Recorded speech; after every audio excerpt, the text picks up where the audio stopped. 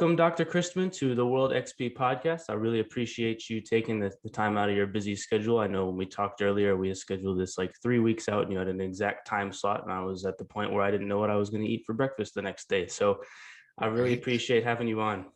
Well, thanks for having me. This is great. I love talking about this stuff. This is good. So you currently are the Chief Veterinary Officer for MJH. Is that correct? And then do you want to sort of fill in the rest for us here? Sure. Yeah. So MJH Life Sciences is where I'm the chief veterinary officer at. So it stands for Michael J. Hennessy, and that's our CEO. And so we're kind of touted as the Hollywood of healthcare, if you will. So we're the number one multimedia healthcare company in the country. And so the one that I'm at, franchise, is one of 56 franchises within our company. So we're about 1,000 employees. So, but yeah, I oversee the veterinary components of all the continuing education in print, online, the publication of DVM 360, as well as our conferences. They're called the Fetch conferences, podcasting, interviews, so many things that I do. And I still practice as well. That's awesome. Sounds like you wear a lot of hats in your current role.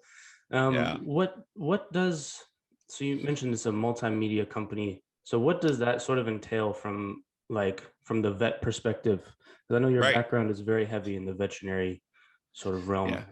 Yeah. So, as a veterinarian, and then also I have an MBA degree too. So it kind of seemed really nice to marry both of these passions that I love into this, because I've just to back up for one moment, like I did some speaking for a few years too. I got onto the speaking circuit and started to do things, whether it be for pharmaceutical companies or for these conferences.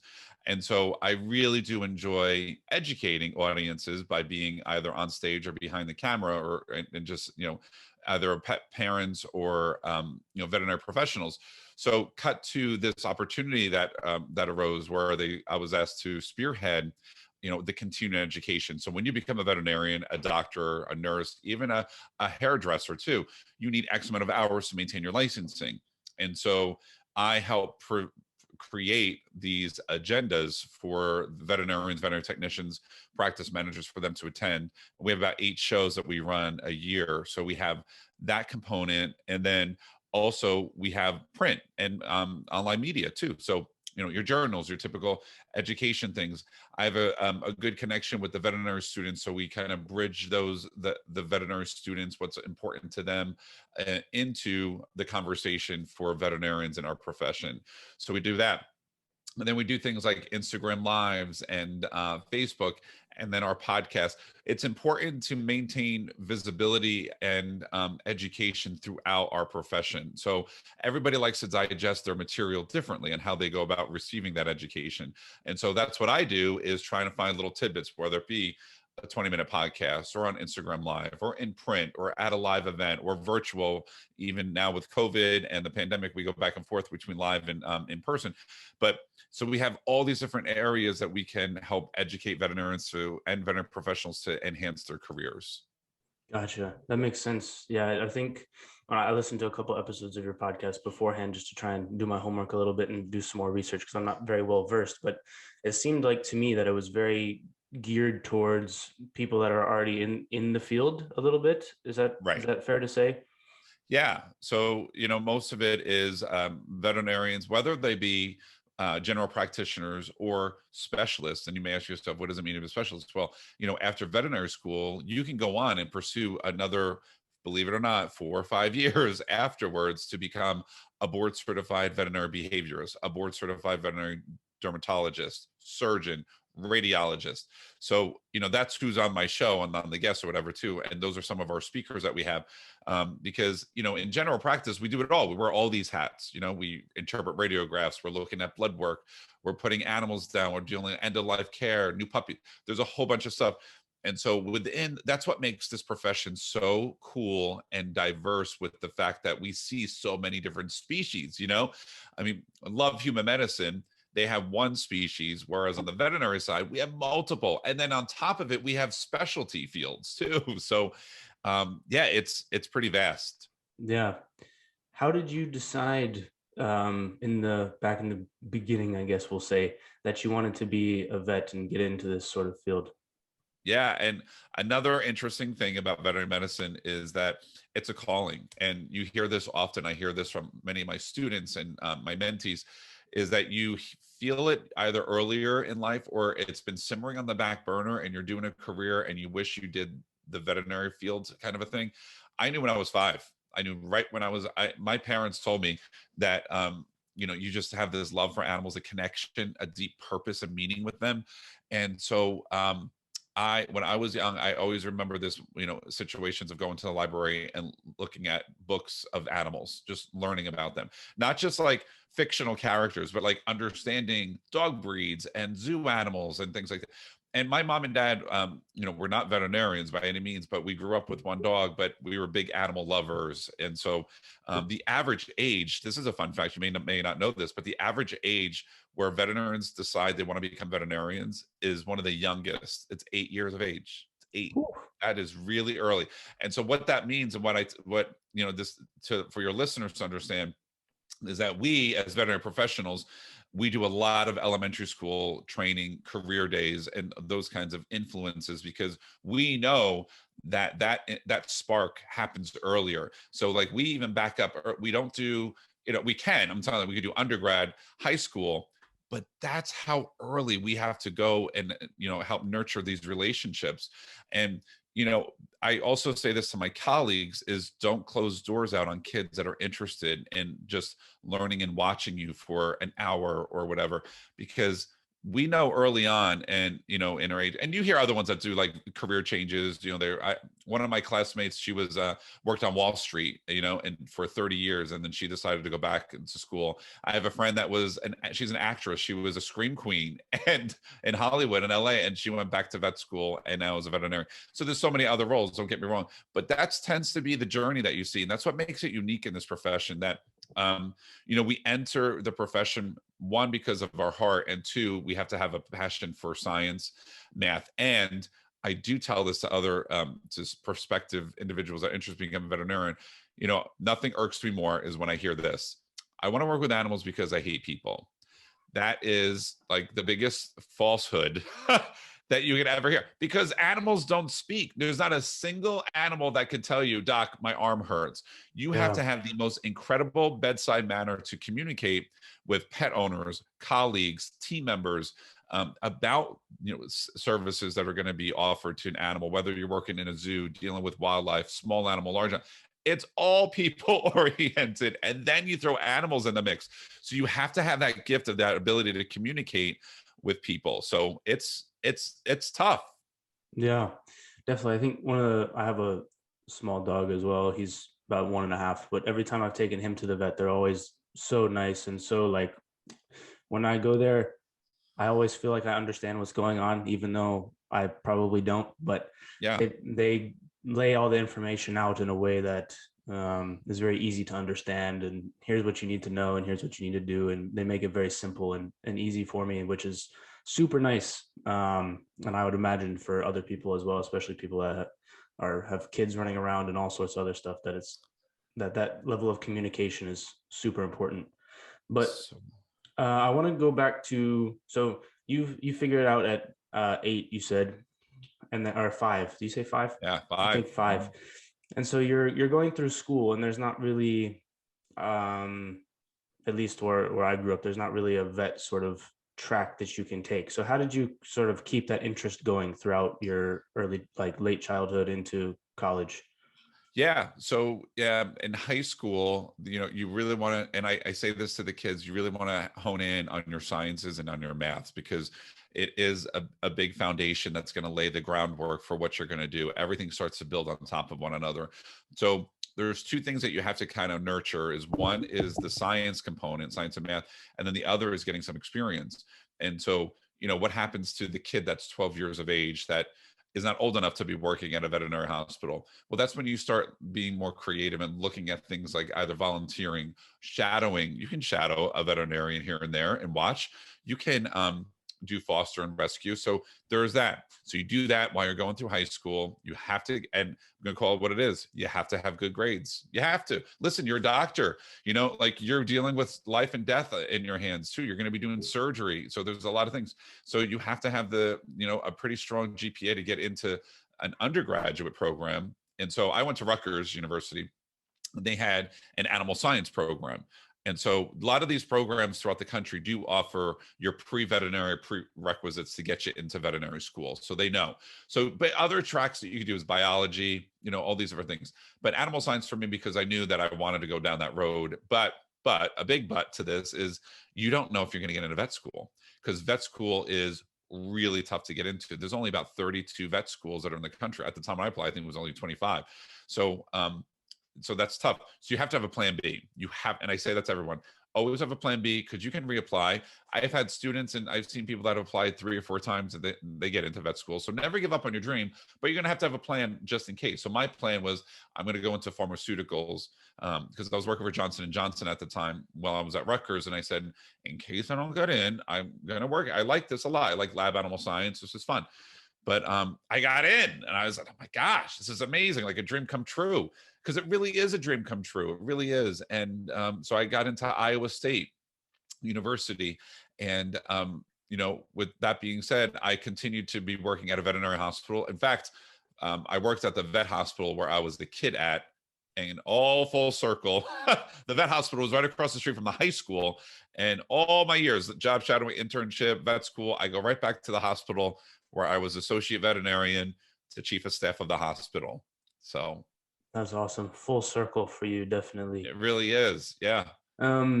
When you applied for vet school, given the lack of, or the small number of vet schools, did you kind of just cast a very wide net, or did you have a few specific ones that you were more interested in than others? Because I know other college programs, you're like, oh, this one has a better focus in this thing that I'm interested in, and this one doesn't, so I'm not going to apply there.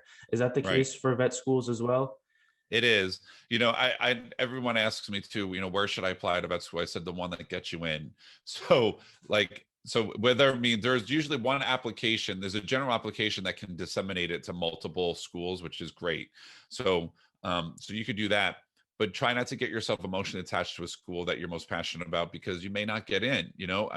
If you're really stuck and hung up on that school, then maybe keep fighting the fight, apply again next year, all those different things. But like at the time they had what's called contract seats. So I'm from New Jersey, and in New Jersey, we don't have a veterinary school. So there were certain seats that were reserved for the New Jersey residents throughout the country. Iowa State was one of them.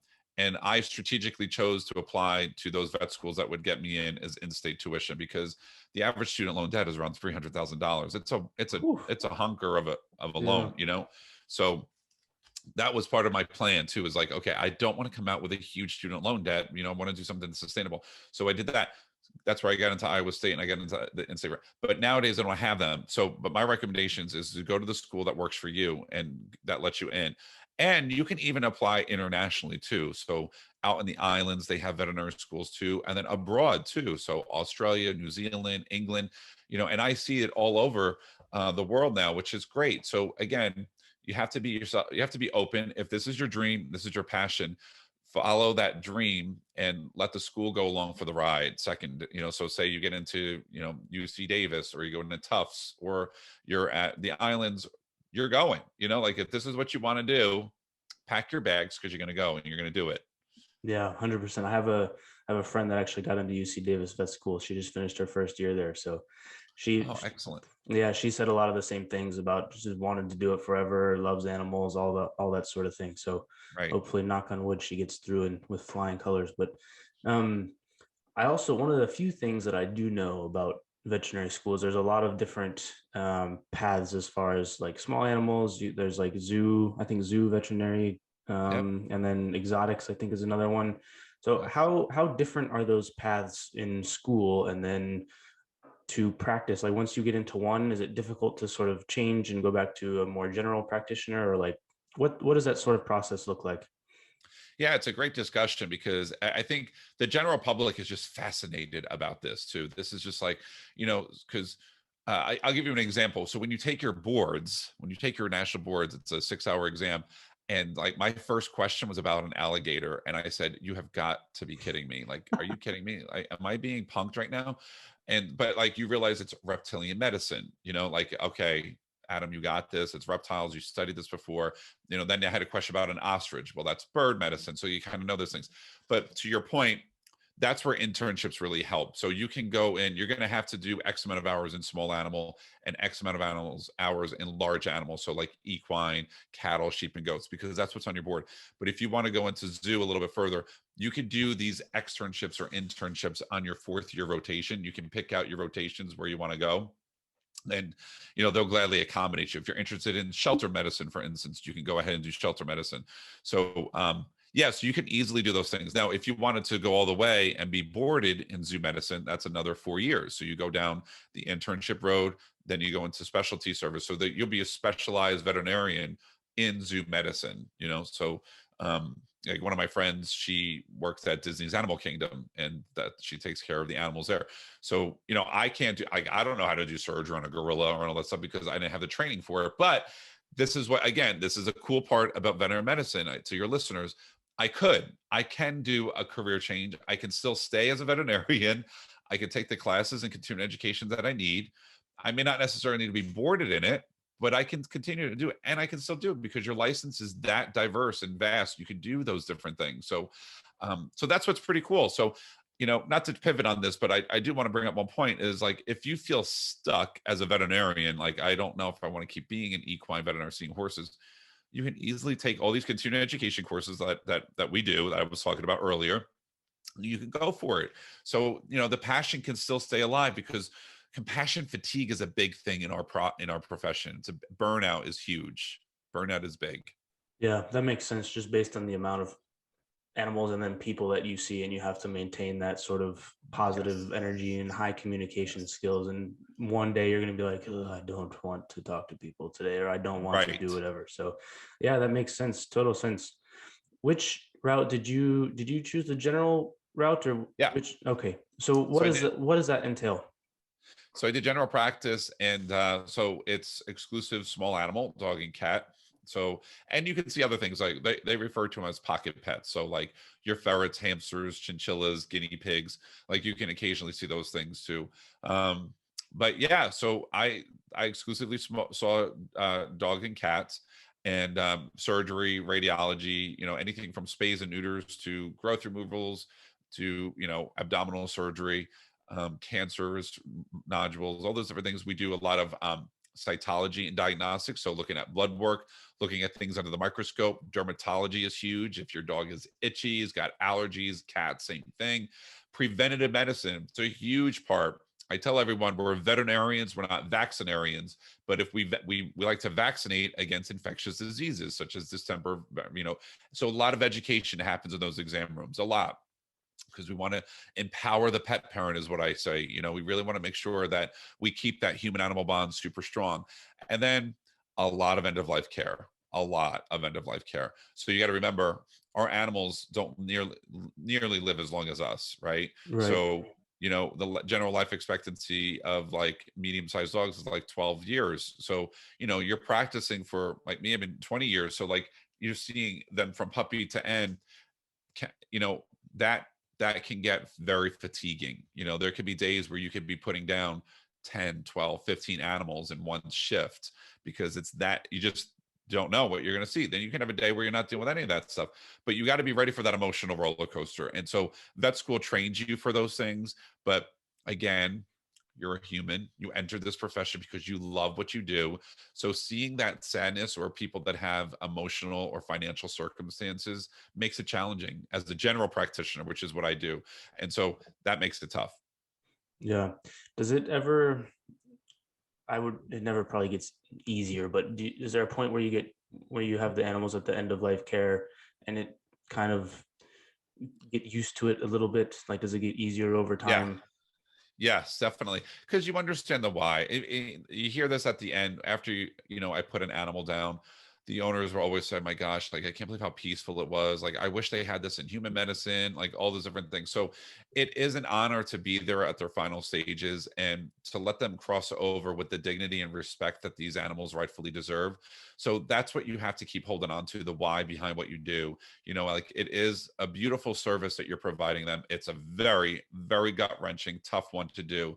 But the fact that they're free from pain and suffering, is a nice thing that we have that ability to do that. And so that is part of being a veterinarian. It really is. Yeah, and I want to ask one more question on this, and don't want to go too down in the dumps or anything, but Yeah. just out of my own curiosity, is there a way that the pet owner, like, so I remember reading, like, sometimes the pet owners don't want to be in the room, and so the animal is scared when that happens, Yes. or that sort of thing. Is there a proper, or like a way that you would recommend that happen? Yeah. So one thing about Dr. Christman, yours truly, is I keep it real. I tell it like it is. And so to your listeners, this is a big thing. Your animals need you. They need you. You need to be there with them. And I feel like it's your pet parent responsibility. You brought them into your home, and you're going to be there to let them leave this earth with them at the very end. It's terrible, it's horrible, but they need you there. I find it, in my experience, I'm just speaking from me, that it's much more comforting when the owners or the pet parents are there with them. So because they feel at ease, like it's going to be okay. So sometimes they leave. I've had many that have left, and depending on the situation, it's tough because they're looking for them, and that's Hmm. like that's tough. So, Yeah, but definitely. Um, Pivoting away from the sad stuff. yeah, Well, actually, one more quick question on this. You mentioned you call them pet parents rather than owners. Is that a conscious yes. choice that you or the veterinary community has made? So the veterinary community has done that for us. Yeah. So, that's why I go back and forth. You hear me saying the word owners and pet parent. Let me ask you, like, what sounds better to you? Because you have a dog. So does it sound better as a pet parent or an owner? Definitely pet parent. It's just something that doesn't really roll off the tongue, at least Right. for me. It, Yeah. it doesn't, but like, so we have not, the pet parents have really changed that with us because, so this is what has happened. And this is a very exciting thing. So like, to pivot to something very exciting is the fact that pet adoption is at an all-time high. And what's happening in the world, not just the United States, but in the world, is that the younger generation, so the zillennials, for instance, they're not interested in necessarily getting married and having kids and having a house right away. The number one thing that they're interested in is having a fur baby together. And notice again, I said fur baby, not a pet. We change those, right? There's a perception. These are your kids, your fur kids. They really are. And they're willing to do anything for them, anything. And then they'll decide, maybe we'll get married. We're definitely going to get a place together because I want to make sure that we have a great backyard for our dog or a wonderful house for our cats, because that's what they think of now. Hmm. This is a big thing with realtors too. They talk about this, like the realtors are always looking for the backyard and checking out, what it looks like for their animals. It used to never be like that. Yeah. Um, Never be like that. Like, oh, I wanted a cul-de-sac because of like my kids are playing. Not as often as you think. It's more like, I want to see what the yard is. Is it fenced in? Do I need to get a better fence because my dog? So it's so fascinating and it's wonderful that we love that because the human animal bond is so strong. So that's where the verbiage has changed because the world has changed for the better, which is something that I've noticed when I was a kid. I said, I hate that they call them all, it's just a dog or like you're the owner. I mean, we still use these words, don't get me wrong, but Yeah. in the social media space too, because that's what I do. It's very soft and it's warm. It sounds better. An owner sounds like, well, I own my car, like so, but I also own my dog. Yes, you do. Technically, by law, you do. There's no difference between you owning your dog versus owning a car because pets are considered property. But in the world of compassion and bedside manner, it just doesn't sound good, you know. Yeah. So Yeah, I agree that's with what it that is. 100%. Um, I know we gotta get you out of here in a little bit, but No worries. you mentioned in the email that you sent, you held numerous roles within the veterinary hospital. Can you Yeah. kind of go through a little bit of how the vet hospital works from the inside and all the roles that kind of exist and sort of what they do for people that would have no idea? They maybe talk to the receptionist and the vet, and that's about it. And this is a great discussion too, because I want your listeners to understand, if you love animals, you do not necessarily have to be a veterinarian to love animals. There's so many different career paths. So I started out as a kennel assistant too. And being a kennel assistant is just as important as being a veterinarian. You know, we have to make sure everything's clean, that they're free from infectious and diseases that are transmissible to people. So, but that gives you great exposure because you get to understand behavior at the same time, cat behavior, dog behavior. So start there too. It's a great place. A receptionist, or they're called CSRs, client service representatives. They are like the nucleus to a veterinary hospital, because they're dealing with the phones, dealing with invoicing out clients, difficult conversations too.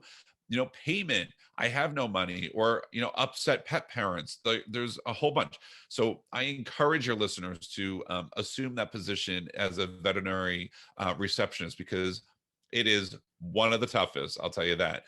And then there's veterinary assistant and veterinary technician. And those are careers that you can actually go to school for. So the veterinary assistant program is what I taught for 8 years. It's a 1 semester course.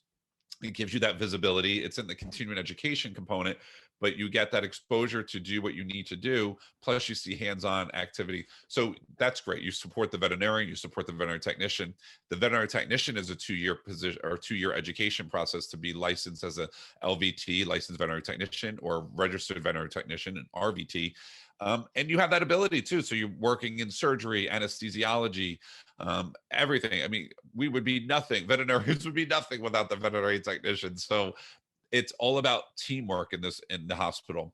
And finally, there's a veterinary practice manager. So you need somebody to kind of be the captain, to drive the ship, to look at the financials, to make sure, and human resources, because there are multiple personalities, there's multiple roles that are being played every day to make sure that the day-to-day activities are executed efficiently and effectively. And so having the veterinary practice manager is that. And now you can be a veterinary technician and, you know, level up as a veterinary practice manager. You can even become a certified veterinary practice manager. There's courses that you can take in an exam. So there's so many different careers, again, within veterinary medicine that you can do, and you do not have to be a veterinarian in order to do those things. Gotcha. All sorts of different things. I think so. If I were to bring my dog in and it was recommended that like his leg was hurt or whatever, and it was recommended he needed some sort of surgery, and you mentioned the specialist earlier, does that work sort of the same as humans do? You kind of refer them to a different specialist or that sort of thing? Yeah, that's exactly right. So it depends on the comfort level of the veterinarian too. You know, orthopedics is not my wheelhouse, but I know great veterinary orthopedists that do it. But some general practitioners do it. Let's just say like a torn ACL, for instance. It's a very common injury that you'll see. But yeah, so you could refer that to a board certified veterinary orthopedist, and so they would be able to do it. Or certain general practitioners do it as well. So again, it really varies. And that, again, that's what I love about this profession. Like, if you want to be extra passionate about something, like I don't want to be bored as an orthopedic, but I really want to do orthopedics, then go for it. You can do it. So it just diversifies your portfolio as a veterinarian that much more. And pet parents have really appreciated too, the fact that maybe they don't have to drive 2 hours to see a specialist. It could be done at your clinic. So Yeah, definitely. I mean, especially if people are super busy, right. but it's a convenience thing. Yeah. Um, I was listening to, I think it was your most recent podcast. I don't remember his name, but he went to Southern University. Dr. Robinson, I think it Yes. was. Yeah. Yeah, he mentioned being in charge of like all the veterinary hospitals in the West Coast or something like that. I Yes. don't recall exactly what the context was, but what is that? How does that sort of pyramid look like from the standpoint of what would his role be? Yeah. So there's corporate veterinary medicine within the profession too. For example, you probably heard of like Banfield pet hospitals that you see at PetSmart, Petco, Mhm. or PetSmart, I should say. You may have seen signs that say VCA, whatever, and that's Veterinary Centers of America. And so those are corporate entities, and there's nothing wrong with it at all. It's so there's maybe a CEO that oversees It could be 5 practices. It could be 500 practices. And so within there too, to what he was doing is he was overseeing the veterinarians that were the medical directors for each hospital to help elevate and advance veterinary medicine within their corporation. So there are a lot of C-suite positions within veterinary medicine too, because of the corporate entities that are here, which are wonderful. Another great opportunity to look into. So with Dr. Robinson, he wears many hats through all his journey. It was fantastic what he does. So, but yeah, I think again, it's another great arena to look into. And then also one other thing to bring to your attention is like working into pharmaceuticals too. Most veterinary pharmaceutical companies need veterinarians too. They're called either professional sales veterinarians or whatever they call them. But you can work within that industry as well too. So partner with the latest and greatest of products or research and looking at studies and data, nutrition companies, all those different things. So, working for the USDA, one of my friends, she works on Capitol Hill as a veterinarian. I have another veterinarian who works for Delta Airlines, and she oversees all the travel for animals that are flying in and out of countries, dealing with breeders and flying them accordingly in case they get sick. But so like the list goes on of things that you can do within this profession. Yeah, I didn't even consider the airline one because I know that Yeah. I was flying not too recently, and I saw in the security line a guy just had a cat like perched on his shoulder, and like he had the little carry-on next to him, and I was like, oh, that's odd. But Yeah. then you would Yeah. never even realize. Yeah. I don't know. A lot of these airports nowadays, they're going to be making them pet-friendly areas too. Like it's one thing to Mm, have relieving stations for the dogs to do their business because before they board a flight, but they're going to make it more of like a dog park inside where you can sit and hang with your dog while you're waiting to board a flight or whatever, because animals, we travel more with our animals and our cats. So these airports are becoming more pet-friendly. Restaurants, as you see, hotels, we want to travel with our animals too. We want to vacation with them. The pendulum has shifted substantially. And I say this to the people that own restaurants, and especially coming out of this pandemic, like if you want to make a living, like really turn a buck, you make it pet friendly and they will come. oh, for sure. Absolutely. They will come. Yep. Absolutely. I think, do you have time for one more question Yeah, and then sure. okay, perfect. So in other academic sort of fields, when you're going through the graduate school process, a lot of it's focused on research. Is that the same or similar to the veterinary school, or how does that sort of work? Because I know you get a lot of like grant money from different papers that you published, or you get published in this journal or that journal, and that's kind of how the grad process works in other science fields. How does Right. that work with the veterinary field? So similarly too. So like if we have veterinarians that go for their PhD and are doing research and certain things too. So they apply for grants to either they're working at the universities, the veterinary teaching hospitals, for instance. So yeah, it's very similar with how that works. Gotcha. Yeah, it was just more of a curiosity question because I'm sure there's loads of topics to do research on. But So many. as we wrap this up, where can we find your socials in your podcast? Yeah. Well, my podcast is called the Vet Blast Podcast. And you can find that anywhere, of course, just where you find all podcasts. And then I'm on TikTok too, which I absolutely love. So are you following me on TikTok, by the way? I don't have a TikTok. I when it Okay. became popular, I was like, I will waste too much time on this, so I made a decision to not get it. It's a good decision because yeah, you could definitely go down a rabbit hole, but it's good education too. So that's what I do. So Dr. Adam Christman 52 on TikTok, and then I have a YouTube channel called the Dr. Christman Show, and then I have a Facebook page called the Adam Christman Show, and I'm missing one. Oh, my Instagram is Adam_Christman too. So follow me. It's fun. Perfect. We'll get all those links in the description.